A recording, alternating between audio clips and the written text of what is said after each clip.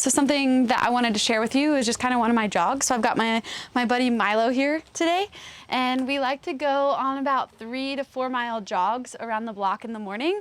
So I figured I would share that with you and hopefully also be able to answer a few questions for you as I run. So I've gotten a lot of questions on how much do I run, how long, what's the pacing like, things like that, or what does off season look like right now. So we're gonna try to cover some of that as we go for a run and enjoy this beautiful October fall Ohio day.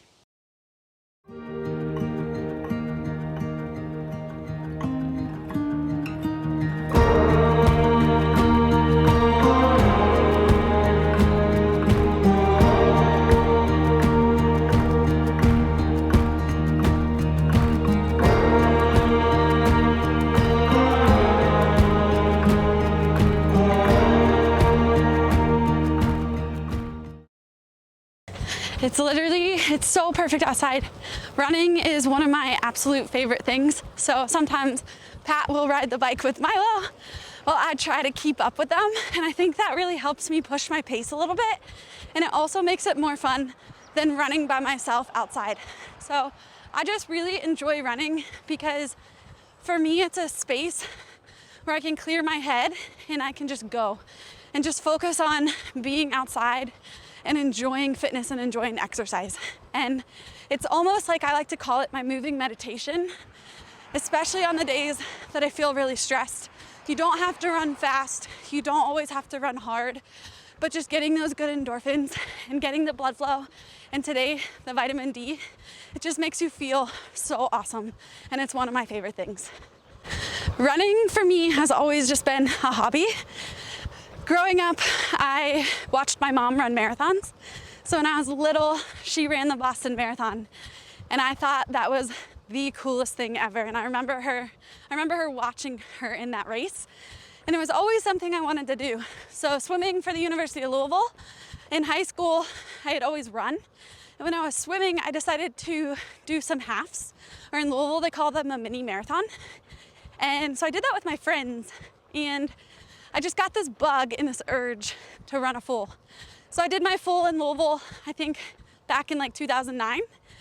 And then I ended up running the Boston Marathon, followed by the New York Marathon, and also ended up doing a half Ironman thereafter. So for me, the endurance world has just always had a special place in my heart, and it's always been something I really enjoy. Lately, the furthest I've ran is about 10 miles. I actually did that last week. So right after the games, I was really excited to be able to do something else and do something I really enjoy. I was regularly doing about 7 miles every Saturday, but I went out for a 10 miler and just cleared my head, and it just feels so good.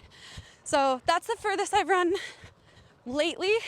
Before that, my longest training run was 22 miles. And I knew if I could do 22 when I got into the marathon, I really thought I could finish my 26. I like to look at training as different styles and different days. So when I was training for my marathons, I made sure to do like a medium long run, so 7 to 9 miles. And then I'd hit a shorter run, around 5 miles. And then on Saturdays, I would definitely hit something longer, and I would build each week. There's a 10% rule. You don't want to increase your total distance or your longest run by more than 10%, or else that puts you at risk for injury. So you want to make sure that you plan far enough ahead and you do it safely for your knees, for your ankles, for your hips, and just for your body and your mind so that you can enjoy it and you don't end up injuring yourself. So running, you want to think about your breathing. And that's always something I coach and cue, and I work with Pat on that as well. We want to be able to breathe and relax. So this conversational pace, that's the pace you want to be doing your long runs. You want to be able to have a conversation with someone, be able to talk to someone. And that's how you know you're starting out with a good pace. You don't want to go out and be breathing so hard that you can't even have a conversation, but just trying to focus on big, deep breaths. I like to start with breathing through my nose and just trying to relax as much as I possibly can and keeping my heart rate down until I start to get towards the end of my run when I'm starting to feel the fatigue set in. You'll notice when I run, I always have a watch on. I like to know, this one is actually an $8 watch from Walmart. I'm looking at the new Polar watches, but I just like to know where I am and how long I've been running, and just if I'm 10 minutes in and I have regular check marks. But The other thing you could use it for is if you're not as comfortable running, I like to do like 2 minutes on, 1 minute walk, and just do that for 10 rounds. And then you know you're gonna have a 30-minute run. And you can do that around the neighborhood. You could do the same loop over and over, or you could just see how far you go in that 30 minutes and end up walking home. But I do find, like for me, I absolutely love to have a watch on, and it definitely benefits my running. One of my favorite things to do, and has always been, even since I was in college, is I like to look on maps and I like to find loops. And I like to map them and try to stick to them. So I have different lengths. So on the days that I'm not feeling like going out and running, I have 1.5 mile to a 3 mile loop that I can just go out and walk, jog. And I know once I get started, I'm gonna feel better. I have an 8 to 10 mile loop that I like because I know certain checkpoints. So when I'm 4 miles in, it's like, okay, we're halfway there. We can do this. And I think finding those loops and having a planned course is really helpful. And it takes some time to figure it out, but over time you'll develop like, oh, I really liked that one. So you'll go out and you'll run it again. And that's something I really enjoy doing and something that I've always enjoyed doing. So if you can, just find a loop in your neighborhood, go to a park and wear your watch and just start to track yourself, and you will notice progress over time if you stay at it and you keep working hard. So normally Milo runs right by my side. He loves it. I like to wear him out. Typically he starts out full force, 5 minutes, dead sprint, and I just have to weather the storm. And then I end up dragging him home. But today, since we are filming this one, I wanted to share this with you guys. Pat is along for the ride, and Milo was a little excited, so we gave him to Pat. So that way he wasn't trying to chase everyone while I'm running. But usually he does really well.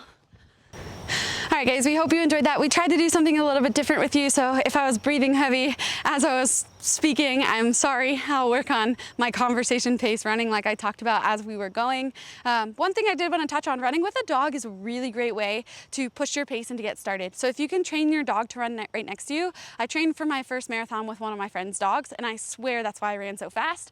Just having that companion when you're going out for those 7 to 8 to 9 mile runs. And then obviously with a marathon, pushing the 14 to 20 mile training runs as well.